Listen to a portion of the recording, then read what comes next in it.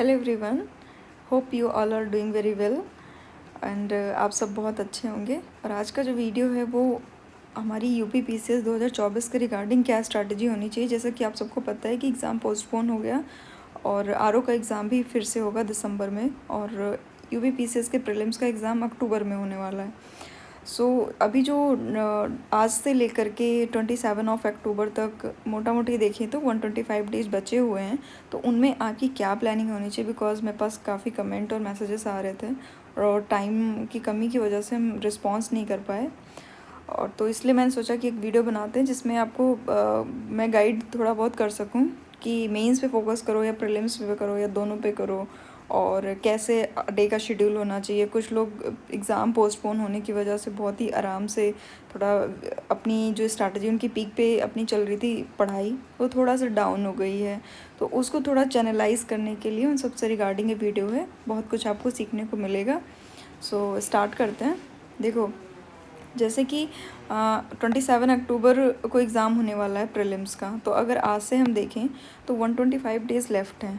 अब इसमें बहुत सारे लोग का डाउट है कि हम सिर्फ प्रीलिम्स पढ़ाई करें या मेंस की पढ़ाई करें या दोनों की पढ़ाई करें। और इसमें कुछ ऐसे भी लोग होंगे जिन्होंने अपना मार्च में एग्ज़ाम को टारगेट बना के चले होंगे, तो जिनका प्रीलिम्स का सिलेबस काफ़ी अच्छा से कवर हो गया था, बट अनफॉर्चुनेटली एग्ज़ाम पोस्टपोन हो गया। तो वो वहाँ पे स्टक हो गए कि अब उसके बाद क्या करें। और कुछ लोग ऐसे भी होंगे जो न्यू कमर्स होंगे, जिनके लिए इजी होगा कि चलो एग्ज़ाम पोस्टपोन हो गया तो हमें एक्स्ट्रा टाइम मिल गया। तो ऐसे सब सारे जो भी एस्पिरेंट्स हैं उन सब के लिए क्या आगे की स्ट्रैटेजी होनी चाहिए। जो लोग भी यूपीएससी और यूपी पीसीएस दोनों को एक साथ टारगेट करके चल रहे थे, उनके लिए भी इस साल बहुत अच्छा रहा, क्योंकि यूपीएससी का एग्ज़ाम ऑलरेडी हो चुका है। तो अब आपके पास पूरा टाइम है यूपी पीसीएस को फोकस करने के लिए। ओवरऑल सारे एस्पिरेंट्स क्या इसमें कर सकते हैं, तो उस रिगार्डिंग हम एक बात करेंगे। देखो, 125 डेज़ हैं, तो इसमें आप 65-70 डेज़ आप ऐसे कर लो, और जो अभी के हैं, और इसमें आप प्रीलिम्स और मेंस कंबाइन पढ़ सकते हो। और जो 55 से 60 डेज़ का प्रो है आपका लास्ट के बचेंगे बिफोर योर प्रीलिम्स, तो उसमें आप डेडिकेटेड स्टडी कर सकते हो फॉर योर प्रीलिम्स एग्जामिनेशन। तो अभी आगे हम देखेंगे कि प्रीलिम्स और मेंस कंबाइंड जब मैं कह रही हूँ तो उसका क्या मतलब है, और डेडिकेटेड जब हम प्रीलिम्स की बात करें तो उसका क्या मतलब है। ठीक है, तो आगे देखते हैं। देखो, प्रीलिम्स और मेंस का जो सिलेबस है वो कहीं ना कहीं ओवरलैप भी करता है। कुछ एरियाज़ हैं जो बिल्कुल ही सेपरेट हैं, कुछ एरियाज़ हैं जो प्रीलिम्स में भी एकदम अलग हैं, जो मेंस में नहीं आते। तो मैंने ये थोड़ा अलग अलग करने की कोशिश किया है, इसको आप स्क्रीनशॉट भी ले सकते हो। देखो, प्रीलिम्स में जो कोर प्रीलिम्स का आता है, ये जो सब्जेक्ट्स हैं जो मैंने यहाँ पे लिखे हुए हैं, इनको आपको प्रीलिम्स से जैसे 2 महीने पहले आपका प्रीलिम्स है तभी आप पढ़ना शुरू करो। अभी से उसको पढ़ के रटना, देखो 125 डेज़ कोई रट्टाफिकेशन नहीं कर सकता है। ठीक है, तो और आपने अगर ये प्लान बना के रखा है कि मैं प्रीलिम्स में वीक हूँ और मैं अभी पूरे 4 महीने 5 महीने प्रीलिम्स पे ही फोकस करके पढ़ूंगा, तो एक बात बताइए, अगर आपका प्रीलिम्स निकल भी जाता है और आपने मेंस की बिल्कुल भी तैयारी नहीं की है, और तो आप फिर उस कंपटीशन में कैसे पार पा पाएंगे। क्योंकि जो लोग मेंस अपना मार्च में जिन्होंने टारगेट किया हुआ था प्रीलिम्स का, और उन्होंने मान लो प्रीलिम्स का तैयार कर लिया, अब जो बचा हुआ टाइम है तो उसमें तो वो लोग मेंस पढ़ रहे होंगे ना। अगर आप मेंस नहीं पढ़ते तो आप उनसे थोड़ा बहुत पीछे हो जाएंगे। इसलिए मैं चाहती हूँ कि सब लोग अभी प्रीलिम्स और मेंस का थोड़ा थोड़ा देखो, और जब एग्ज़ाम के एकदम 60 डेज़ 50 डेज़ बिफोर में फिर कोर प्रीलिम्स का जो सब्जेक्ट्स हैं, जैसे आप नोट भी कर सकते हो अपना, इसी तरह से स्ट्रैटेजी कर सकते हो अपनी। जैसे बेसिक साइंस है जिसमें लूसेंट से आपकी कवर हो सकती है, और बुक लिस्ट का ऑलरेडी चैनल पे वीडियो है, तो आप देख लेना वहाँ से कहाँ से क्या पढ़ना है।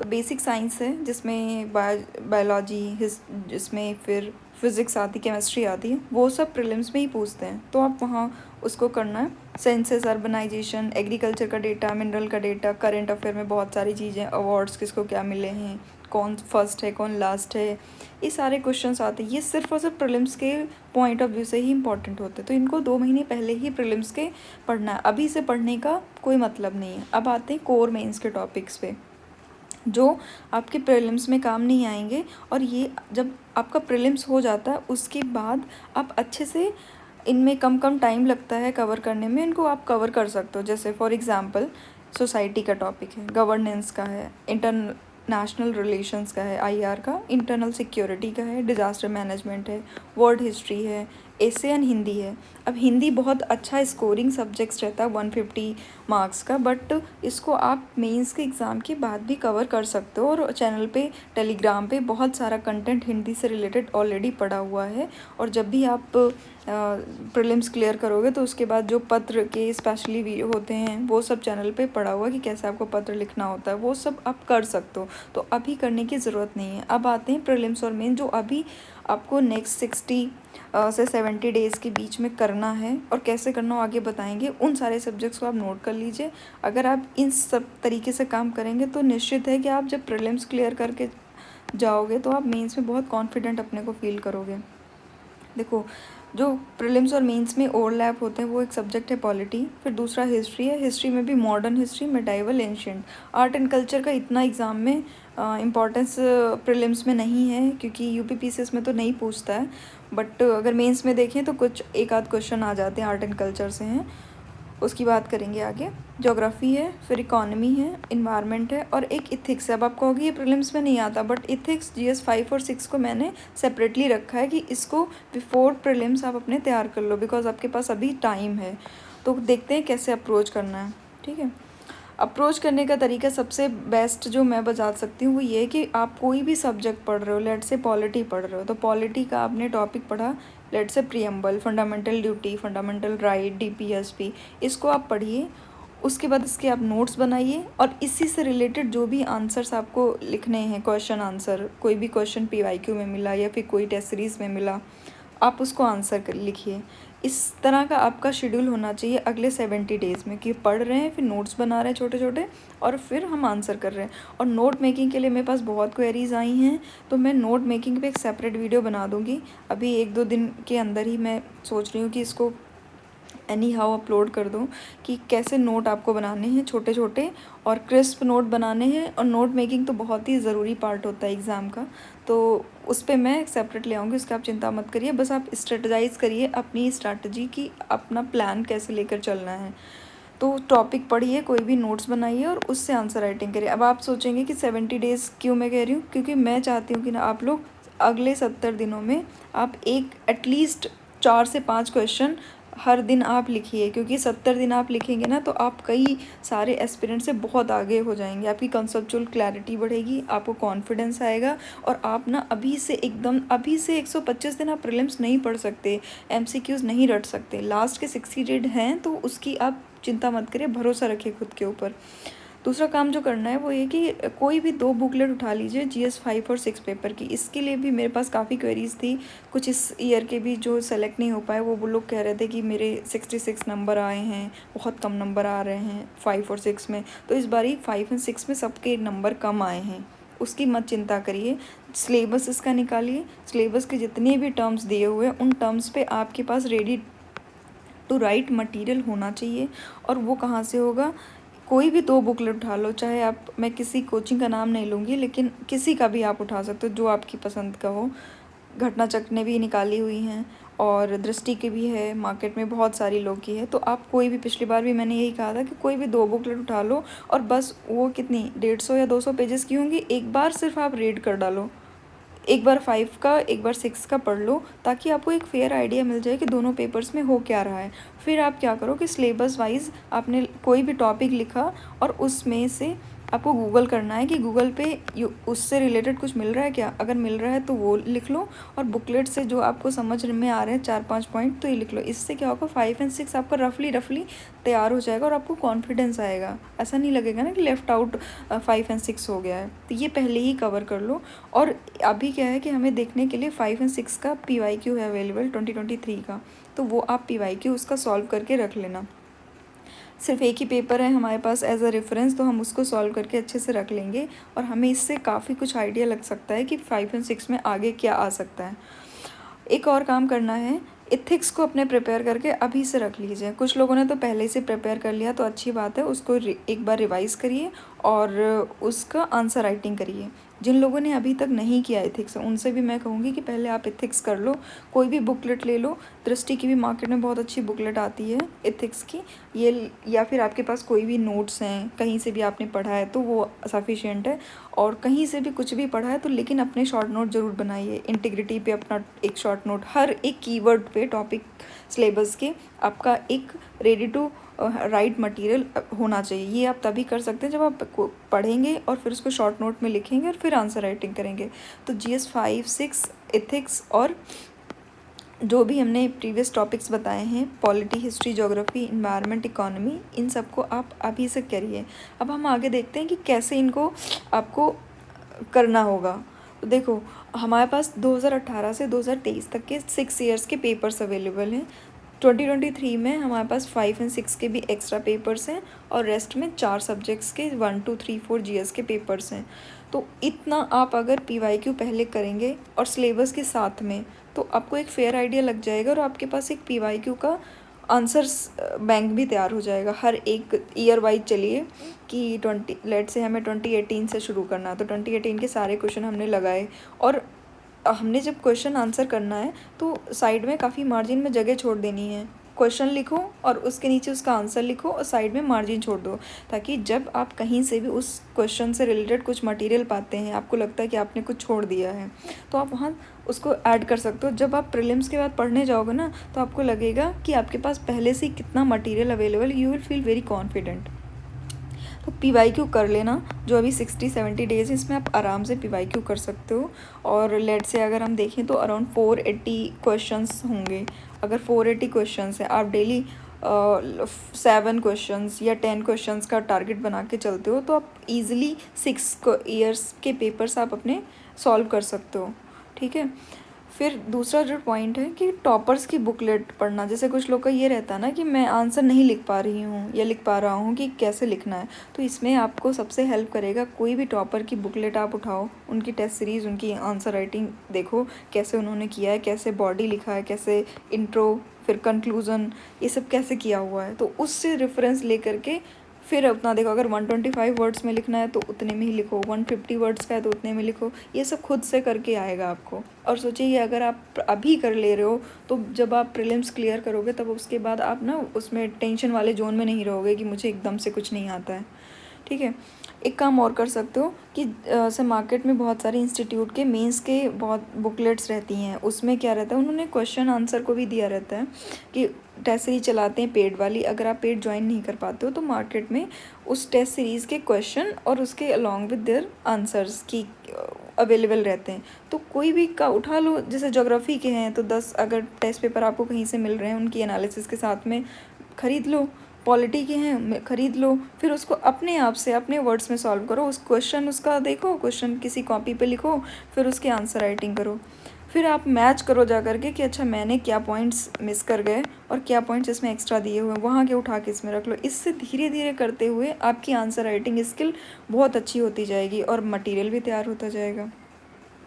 और जो इसमें मैं हम जो अभी बात कर रहे थे कि अगले 70 दिनों तक आपको डेली 5 क्वेश्चन लिखने ही लिखने हैं, और आगे मैं भी बताऊंगी कि आपको कैसे लिखने हैं। अब ये मत सोचना कि बहुत बड़ा काम है, मैं तो लिख नहीं पा रहा हूँ, ऐसा नहीं करना है। देखो, पहले दिन जब आप लिखोगे तो आप बहुत गंदा लिखोगे, दूसरे दिन थोड़ा कम गंदा, तीसरे चौथे दिन थोड़ा थोड़ा इम्प्रूव होना। और हमारी जो राइटिंग स्किल है वो जैसे इम्प्रूव होगी हमें कॉन्फिडेंस आना शुरू हो जाएगा। तो ये काम मस्ट है, आप अगर करेंगे तो आपको बहुत मतलब आप खुद ही देखेंगे अपने अंदर चेंजेस लाते हुए। जो अभी आप ऐसी तैयारी कर रहे हो, प्री के जोन में हो, प्री पढ़ रहे हो, कितना प्री पढ़ोगे, क्योंकि प्री का तो भी बहुत दिन है। और प्री के बाद मेंस के लिए आपके पास लेट से 90 डेज़ बचते हैं। उन 90 डेज़ में फिर आप क्या क्या कर लोगे।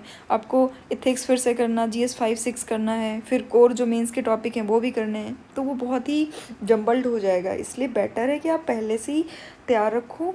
और अभी के जो 70 दिन है वो आप ऐसे कर लो, लास्ट के जो आपके 55 to 60 डेज़ बचेंगे उसमें आप आराम से प्रीलिम्स का पढ़ सकते हो।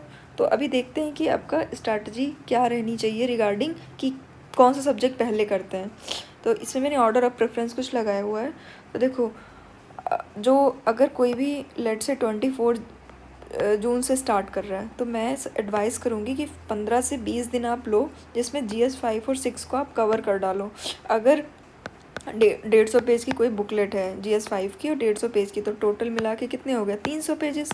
300 पेजेस तो आप डेली 30 पेज के हिसाब से पढ़ सकते हो ना। 30 पेज एक दिन में पढ़ के सिर्फ पढ़ना है, मतलब सिर्फ और सिर्फ आपको रीड करना है। रीड करो कि क्या लिखा हुआ है, फिर उसके क्वेश्चन देखो कि GS5 को पढ़ा, फिर देखो GS5 के इस साल के पेपर में कहाँ से क्या क्वेश्चन पूछे गए थे, फिर देखो सिलेबस में कौन कौन से टॉपिक्स हैं जो इस बुक में नहीं है, जो हम नहीं देख पा रहे हैं, या फिर कहाँ से, फिर फ्यूचर ईयर क्वेश्चंस पे थोड़ा ब्रेनस्टॉर्म करो।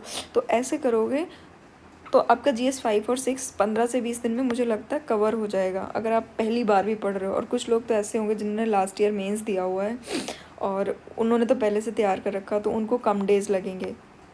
तो मोटा मोटा आइडिया है कि 15 से 20 दिन में आपको GS5 और 6 अभी कवर कर लो, क्योंकि जब आप धीरे धीरे प्रीलिम्स की ओर बढ़ते रहोगे लास्ट में, तब फिर आपको ये सब पढ़ने का मन नहीं करेगा, फिर लगेगा पॉलिटी हिस्ट्री रिवाइज करते हैं। तो अभी बेटर है कि 5 एंड 6 पहले कर लो।